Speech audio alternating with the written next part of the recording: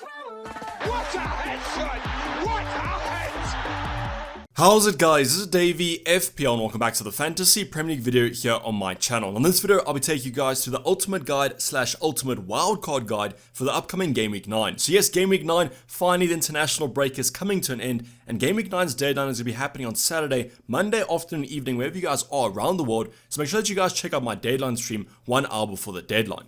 But in this video, there'll be a large focus on the wildcard, as I mentioned, the kind of the wildcard ultimate guide, the best fixtures, the top 6 fixtures, what teams to target. But don't worry, all the usual ultimate guide topics will also be covered. I'm talking about the watch list / the stats list. I'm talking about the kind of captaincy debate. All that good stuff will still be covered in this video. So that's something you guys are interested in. Sit back, relax, and let's get straight into it. So the first talking point, as we always go over in these ultimate guides, is going to be the kind of stats list. What this is basically make a watch list out of the stats, take the teams, the players with the best XG, XG conceded, that sort of thing, and then we talk about them. Now, because this is going to be the kind of wildcard ultimate guide, I'm only going to talk about the teams, but if you guys do want to touch on the player stats, just go over to Fantasy Football Fix, go onto their Opta stats sandbox, then you can go to your heart's desire. Now, the first stat to talk about is going to be XG non-penalty. Now, yes, I've removed the penalties from my XG. I just believe that penalties aren't super consistent, and therefore, to kind of get a better metric, I've removed them. Now, because we actually had a blank game week 8, relatively large blank game week, I actually have also taken the per game averages. So the XG that you guys see on screen will be per 90 minutes. Now, the first team to talk about is going to be no surprise there, have been top of our XG kind of non-penalty charts for quite a while. It's going to be Man City with an XG of 2.13 per game. So you guys can see now what I'm talking about in terms of the XG numbers, 2.13. So no, they don't have an XG of 2 goals over the opening 7 games. These are going to be the per game averages. Now, fixtures are coming from Man City, United at home, Southampton at home, and then Liverpool away. On paper, the Liverpool game, probably the hardest one, but we know how bad the Liverpool defense has been this season, so therefore Man City will probably score against them. Now, those next 2 fixtures, at the Etihad, United, Southampton, those are probably the biggest 2 that you wildcarders have to watch out for, because if you're not going to go for Kevin De Bruyne, you're going to go for Mo Salah. Do you think that KDB will actually outscore Salah over the next 2? Talking about kind of Salah, that's going to be the next team to talk about. It's going to be Liverpool with 1.99, just under 2 XG per game. Brighton at home, who kind of knows how they're going to set up defensively without Potter. Arsenal away, tough defensive side. And then Man City at home, very tough game. But sometimes those kind of derbies usually have goals in them. So nice to see that even though Liverpool's form hasn't been as good as the kind of previous seasons, their XG stats are still pretty strong. We spoke about Arsenal already facing Liverpool in Game Week 10. That's going to be the next team with 1.93 XG per game. Now, the Arsenal fixtures are a little bit hit or miss here. We got Spurs at home. The North London derbies usually have goals in them. Both sides are on good attacking form, so I still am fine with keeping a Martinelli, a Saka, that sort of thing. Even a Jesus if you guys do own him. Then we have Liverpool, already spoken about with Man City. Bad defensive form at the current moment, but who kind of knows, against the better teams, maybe they will outperform them. But at least it's a home game for Arsenal.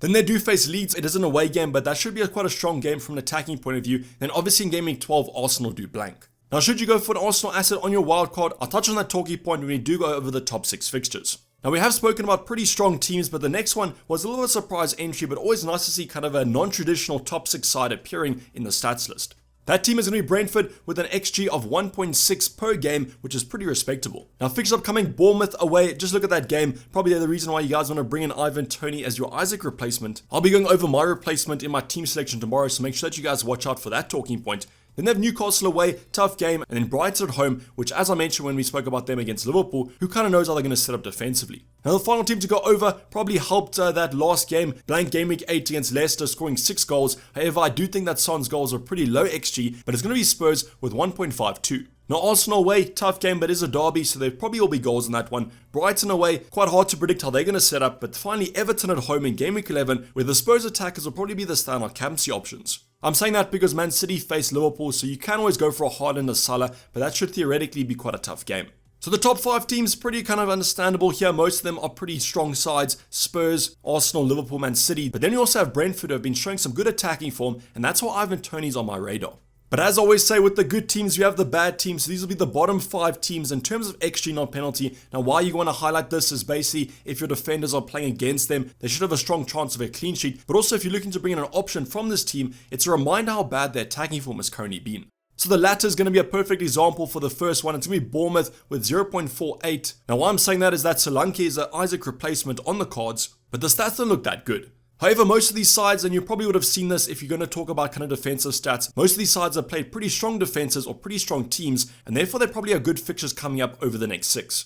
So Bournemouth are an example of that. Brentford at home up next, then Leicester at home, Fulham away. Expect them to boost up these XG per game stats over the next 3. Same can be said about the next team. West Ham 0.78, haven't really replicated the form of last season. Wolves at home, Fulham at home, and then Southampton away though. I think the Wolves and Southampton game might be quite tough, but at least the Fulham game should be pretty strong. Next up, Aston Villa, a similar team, some hard fixtures but also some bad form. They have an XG of 0.82, but lovely fixtures coming up. Leeds away, Nottingham Forest away, but unfortunately Chelsea at home in game week 11. Then we have Leicester. Most of us are looking at bringing Maddison in, or if we already own Maddison, could even captain him. They have an XG of 0.82 as well, and with some lovely fixtures against Nottingham Forest at home, Bournemouth away, and then Crystal Palace at home, I'm expecting him to do quite well. Now the final team might be a little bit of a surprise, but to me hasn't really been. Wolves have been struggling to score goals for at least the medium term. Last season also struggled, this season the same story. 0.91 is not too bad, but still not kind of mid-table.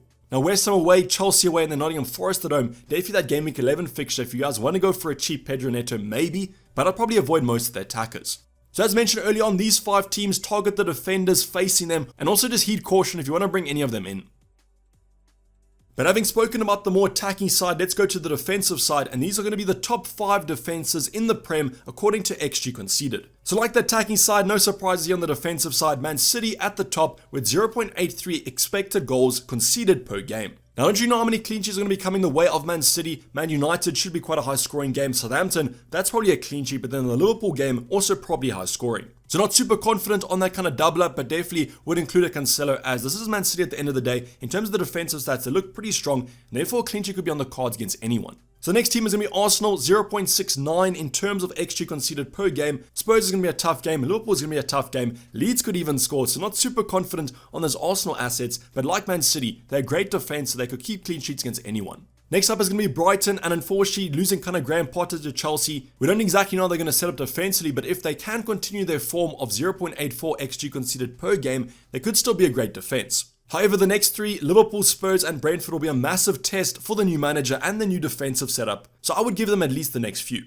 Spurs coming in pretty predictably under Conte, usually has good defenses, 0.96 XG conceded per game. Arsenal away though, tough game. Brighton away, maybe a clean sheet, and also Everton at home, probably a clean sheet as well. So if you like me, looking at maybe a Perisic to bring in strong defensive stats, strong attacking stats, that's always a good combination. And then finally, even though Wolves are not a great attacking side, they're a pretty good defensive side, 1.08 XG per game. West Ham up next, you Bowen owners might be worried. Chelsea away, not too many of us own these Chelsea attackers. But then finally, Nottingham Forest away, should be a clean sheet and maybe 1 or 2 attacking returns for those more attacking defenders. So top 5 teams to target in terms of the defenses, definitely Man City I would look at. Arsenal, tough fixtures coming up, and then a blank in game week 12. And unfortunately with Brighton, we can't really predict how they're going to defend. And now going on to the bottom 5 defenses, so definitely if you have attackers, target these options, and I probably wouldn't bring too many of the defenders in from these teams. But like the attackers, the worst 5 teams, most of these sides have faced pretty strong teams, and therefore those good attacks are probably going to score against them. The first team, Nottingham Forest, no surprise there, 1.97 conceded, definitely the worst defense in the Prem at the moment, and that's why a lot of us are looking at maybe a Maddison captain. Now the fixtures do improve over the next couple, but I'm not expecting too much out of a Neco Williams and overall the Nottingham Forest defense. A team that has been massively surprising for me is going to be Crystal Palace, but they have faced some very strong opposition, and that's why from game week 10 onwards, their fixtures look so great. So 1.83 conceded per game. Fixtures are coming for Crystal Palace. Chelsea at home, they've been struggling to score. We have Leeds at home, which will be probably a tough game, but then Leicester away, probably won't keep a clean sheet there as Leicester are quite attacking. So I know that Dayvy just dropped to 4.3, so on a wild card I might look at him. Aguita is always a great option, but let's just hope that they improve defensively. Then we have Fulham, a newly promoted side, so that's pretty predictable. 1.82 conceded per game, and that's why I was super keen on owning someone like an Isaac against this defense. But a Jared Bowen in game week 10, and then maybe even a Solanke in game week 11 when they do face Bournemouth, maybe target those attackers. The next team is going to be Leicester, no surprise there, probably expecting them to be slightly worse, but they have an XG conceded of 1.79. But I do expect the Leicester defense to improve slightly, even though we might not go for a Ward Iverson double up. They do have some nice fixtures coming up. We already spoke about Nottingham Forest at home, Bournemouth away, and then Crystal Palace at home. They could keep clean sheets in 2 of the 3. Then the final team is going to be Bournemouth. However, I've seen literally no one consider any Bournemouth assets. 1.70, so if you would target them from an attacking point of view, but probably won't go for any of the defenders. But that's going to kind of wrap up our watch list or our stats list. Target these sides from an attacking or defensive point of view, and you should probably do quite well on your wildcard and your free transfers. Now the next talking point to go over is going to be more kind of sided to the wildcarders, but it's always nice to give some perspective onto the top 6 fixtures, even for our free transfers. This might be kind of rotating premiums or maybe targeting a specific team for a good run of fixtures. We're going to discuss all that in this talking point. Now, as I always do in fixture analysis, I go for 6 game weeks, kind of just a nice sweet spot there. I just kind of always preferred that. So we're going to go from game week 9 to game week 14. Now, the first team to talk about is going to be quite high on the radar of you wildcarders. It's going to be those Liverpool assets. Now, disclaimer here, I've kind of rated these fixtures myself. You guys will see the kind of green to white to pink to red. Now, you guys might not agree with my ratings, but I just did this as a quick kind of summary of the fixture difficulty. So the thing that makes the Liverpool assets pretty tough is that game week 9 fixture against Brighton at home. Great fixture on paper under the new manager who kind of knows they're going to set up defensively, but then they follow that up with Arsenal and Man City. West Ham is also quite a tough game. I don't think it's going to be super high scoring, but West Ham haven't been playing well. But then after that, game week 13 and 14, Nottingham Forest and Leeds at home, and then also game week 15 and 16 are pretty strong. Now, I'll be going more in depth into Liverpool assets in the upcoming talking point, but what I would say is that definitely come game week 13 or even maybe game week 12, I'd have at least 2 of their assets. Now, the next team to talk about is going to be Man City, and please also remember that game week 12 fixture against Arsenal has been postponed, so they won't even be playing a game in that fixture. So I have no problems with United and Southampton, both at the Etihad should be quite a strong performance, but then Liverpool and a blank are quite tough. However, when you look after that, game week 13 and game week 14, I would probably still keep a Haaland and a Cancelo over that blank, just so that I have them up until the World Cup. On a wildcard though, that's a decision to make. Should you own a De Bruyne just to take him to a Salah, that's kind of banking in a transfer, but it could be worth it over the next 2. Arsenal coming up next, also with that game week at 12 blank, so please remember that. Spurs at home, going to be a tough game, but should be hopefully high-scoring one, and therefore I do favour a Martinelli or a Saka. Liverpool at home, who kind of knows what Liverpool defence is going to pitch up there. They have a nice fixture in game week 11 against Leeds away. After that, they also do improve from game week 13 and 14, lovely fixtures on paper, and therefore you might even want to consider a double up or triple up on those Arsenal assets.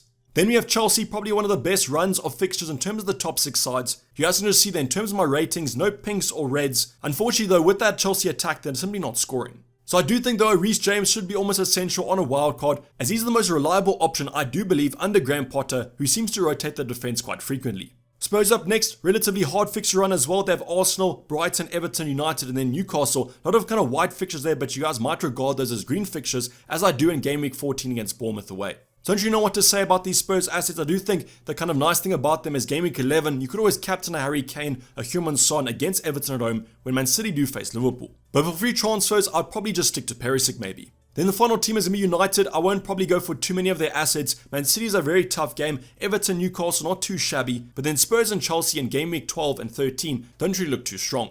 So as you guys can see, in terms of the top 6 sides, I wouldn't really target them too much for the fixtures, as some of these teams are quite fixture proof, like a Man City and Arsenal and a Liverpool. But generally, it does seem that the fixtures for these top 6 sides are quite tough, and therefore I would choose my premiums quite sparingly.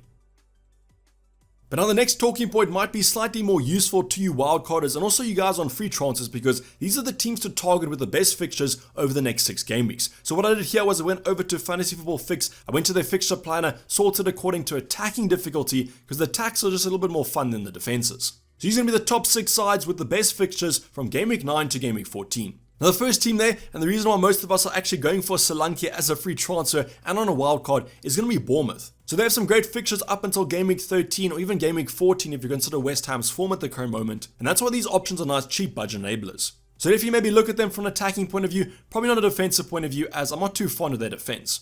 We then have Crystal Palace, that from game week 10 onwards, probably the highest team that I would regard in terms of free transfers, and that's why in game week 10 I want Wilfried Zaha. On a wild card, you guys probably already own him, don't you want to pencil in a transfer, and the Chelsea home game is relatively fine to actually play him in. But yes, if Wilfried Zaha's not on your radar, I definitely would include him on your watch list and preferably get him in by game week 10. We then have Aston Villa's side that's quite hard to predict in terms of the lineups, but if you think that a full Coutinho and Ollie Watkins could potentially play, they're nice for the short term. You guys can see in game week 11, the only tough game is against Chelsea at home, and then the rest of the fixtures are against defenses that I do expect them to score against. So maybe look at 1 or 2 of their assets. I wouldn't kind of look at too many of them. But maybe even an asset like a Luca Digne, if he does return from that injury in the international break, could be an asset to go for. Then coming in 4th is going to be Fulham, and they have a relatively nice round of fixtures as well. I think a player like a Mitrovic will be in most players' wildcard drafts. And with these fixtures upcoming, you're going to understand why. Leicester, the same idea. Madison is probably going to be a mainstay. Nottingham Forest, Bournemouth doesn't get better than that. Also added to that Crystal Palace, who have been defending pretty badly, and Leeds especially. Madison can get a haul in all of these games. However, come game week 13 and 14, that might be a transfer out, but kind of nicely in that radar are going to be those Arsenal assets who have nice fixtures in game week 13 and 14. And then finally, you Jared Bowen owners will be happy to see this. It's going to be West Ham. So nice fixtures coming up, however, they're not in the best of form, and especially Jared Bowen's XG and XA aren't looking too strong. But I do think there are some nice budget enablers there. Paqueta, we also have some nice defenders to maybe look at, so keep those on your radar. But as you guys can see, in terms of the fixtures, as I mentioned early on, we're not seeing the top 6 sides here, we're seeing the almost bottom 6 sides. The newly promoted sides are heavily prevalent in these fixtures, and that's why I might be slightly cautious including too many of their assets. But I would definitely include 1 or 2 of these. For example, Leicester, a Maddison's a no-brainer, a Wilfred Zaha is a great asset, maybe even one of their defenders. And then you can piece in 1 or 2 of the differentials from the other teams. Now the final talking point to go over before we touch on the Campsey debate is going to be the Liverpool assets, and I think on a wild card, this is probably the biggest debate to go for. Should you go for a Trent? Should you go for a Salah? Should you include both? None? What's the best scenario to actually go for? So right off the bat, in terms of Trent and Salah, both have actually returned from international break playing hardly any minutes. Trent was a result of Southgate not really trusting him. Mo Salah was the fact that he was rested by the Egyptian FA and was actually allowed to return early. So both these 2 assets will be nicely rested for the upcoming Game Week 9, and in kind of a tight fixture congestion period, that's going to be a massive plus. So in terms of the fitness, they should be absolutely fine for Game Week 9 onwards, should probably play most of the Liverpool games, and that makes them quite attractive. Now personally, in my opinion, if I was to wildcard in Game Week 9, I'd be including both these 2 assets. Now yes, I am a Liverpool fan, so just take that into consideration, but I promise you, in terms of an honest point of view, always give you my honest advice, I would include Trent and Mo Salah. The reason for that is I do think Trent should do quite well over these next couple runs, and I think you want them in Game Week 12 anyways, so why not just bring them in now? So that's what it kind of comes down to. If you guys want to bring them in a future plan like myself, in Game Week 8, I had none of them, but I did always plan to bring them in come Game Week 12.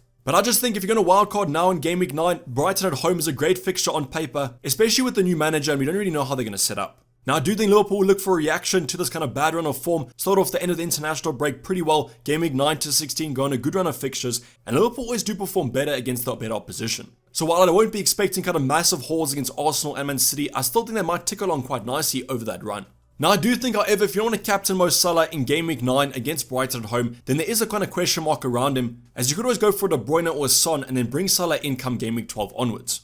So from my own personal point of view, I think you have to include at least 1 of them, and that would be probably Trent. I just think he runs the strings for Liverpool, and that's why I would probably go for him over Mo Salah if you don't want to captain Mo Salah over the next 3. So the Liverpool debate of who to go for kind of comes down to your own plan. If you want to bring them in at a later stage, don't think they're going to do quite well, 100% fine. But my personal opinion is if I was to wildcard, I'd include both of them, as I do want them come Game Week 12 anyways. Added to that, we also have Mo Salah as a potential Campsey option for Game Week 9. Let's just see how Haaland performs tonight, because if he does get injured, I do think that's going to be a massive situation. But if you're only going to want to go for one of these 2 assets, I'd personally go for Trent. I know the Liverpool defense has not been as strong as they have, but I do think Trent's integral to that Liverpool side, and therefore I prefer him over Salah, but I would probably go for both. There'll be some massive debate probably about this talking point. You guys probably disagree with me. Drop in the comments down below. Let's have a discussion about it. And if you are on a wild card, are you going for Trent and Salah, or are you going for neither? Now the final talking point to go over is going to be all about Campsey, and when we talk about Campsey in this Premier League season and this FPL season, there's one name that comes to mind. That name is obviously going to be Erling Haaland. I do think he's going to be the standard option for this week, as long as he doesn't get injured in Norway's game tonight. But United at home is a perfectly fine fixture for me for Man City. So in terms of the effective ownership, Erling Haaland is going to be sky high, and that's why I would still go from, but there's another option that I've already mentioned, and that's going to be Mo Salah. I do think if you guys do own Mo Salah for Game Week 9, if you want to bring him in for free, you might not bring him in for a hit, but for a free transfer or on a wild card, I'd be super tempted by the Egyptian. Already mentioned the fact that he's going to be fully rested. Erling Haaland's playing tonight in that kind of UEFA Nations League, but I guess he is a machine and he should probably be fit for the weekend anyways. But Brighton at home, it's a tough game on paper, but with the new manager who kind of knows defensively, and I do think Liverpool will look for reaction. So for me, it's between these 2, because I do think you're getting a more maverick kind of point of view with Mo Salah, or the safe option with Erling Haaland, but there's an option I was talking about earlier on in James Maddison. So Maddison, for me against Nottingham Forest, probably the best fixture on paper in Game Week 9, is definitely a consideration for my own team, as I don't own Mo Salah. So I just wanted to put it out there, because if I do captain Maddison, don't be surprised. I think he's a great option this week. However, I would like him to be a little bit more nailed or more talisman in that Leicester side, as to be honest, every time I think about him scoring, it's probably an out-of-the-box shot. Not really what you want from a Campsey option. You want them to be involved in everything, and although Maddison might be on set pieces, I'm not super confident of him being a nailed talisman. So yes, for my own team, probably between Haaland and Maddison, but if you guys do own Mo Salah, I'd be super tempted to actually go for him. But like the previous talking point, let me know your thoughts in the comments down below. Who are you captaining for Game Week 9? If you're on a wild card, are you including Salah captaining him? Let me know what your current thoughts are. Also, if I have missed out a potential Campsey option, maybe you think that Mitrovic against Newcastle at home is a great fixture, then also drop it in the comments down below. But this is basically wrap for the guys. Hopefully you did enjoy. Please don't forget to like if you did and subscribe if you haven't subscribed yet. I'll be seeing you guys for tons of content, the team selection tomorrow, the final wildcard draft, probably on Thursday or Friday. So make sure that the bell notifications are on for my channel. But I'm signing off from Dayvy FPL and I'm out. Cheers, bye.